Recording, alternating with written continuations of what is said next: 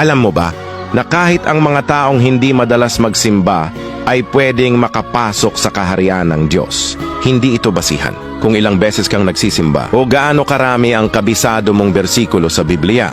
Ang hinahanap ni Jesus ay hindi mga taong palaging nasa simbahan, kundi ang mga pusong handang sumunod sa kalooban niya.